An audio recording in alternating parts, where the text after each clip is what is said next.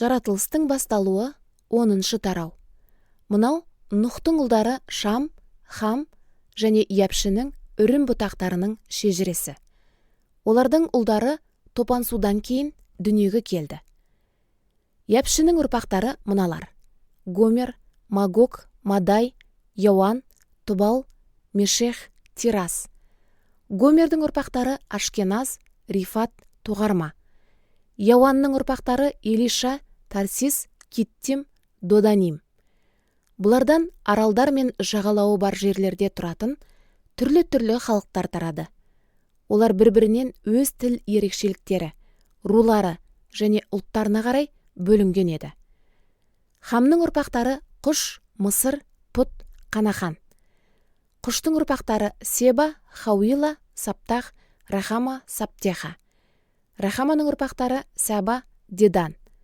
Құш Нымродтың әкесі. Нымрод жер бетіндегі күшті әміршіге айналып, жаратқан иенің көзіне түскен мықты аңшы да болды.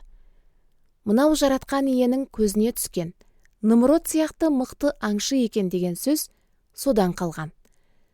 Нымродтың патшалығы Шинар жеріндегі Бабыл, Эрех, Аккад, Қална деген қалалардан басталатын еді.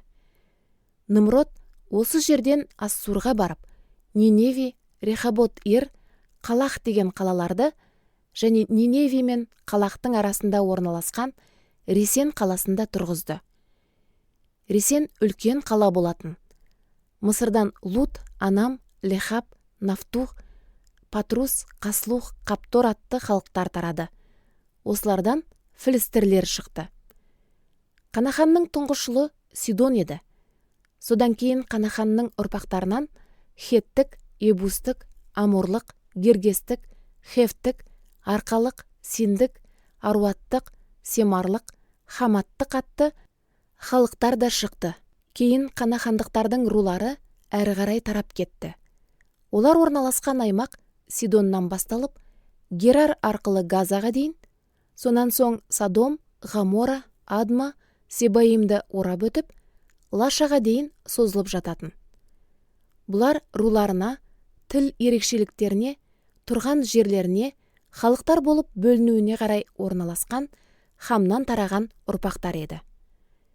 Япшының ағасы Шамнан да ұлдар туған. Шам Иберден тараған барлық ұрпақтардың түп атасы еді. Шамның ұлдары Елам, Ассур, Арпақсат, Лут, Арама. Араманың ұлдары Ус, Хул, Гетер, Маш. Арпақсаттан Шилах, Шилахтан Ибер туды. Иберден екі ұл туды. Тұңғышының есімі Пелек, яғни бөліну болды. Өйткені оның заманында жер беті бөлінді. Ал кенжесінің есімі Жоқтан еді.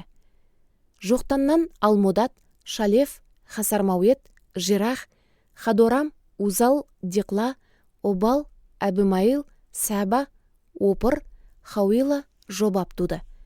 Бұлардың бәрі Жоқтанның ұлдары.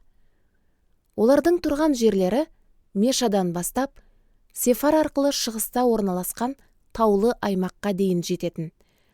Бұлар руларына, тіл ерекшеліктеріне, тұрған жерлеріне, халықтар болып бөлінуіне қарай орналасқан Шамның ұрпақтары еді. Шығу тегіне, халықтар болып бөлінуіне қарай орналасқан Нұхтың ұлдарының ұрпақтары осылар. Олардан топан судан кейін пайда болған халықтар жер бетіне тарап кетті.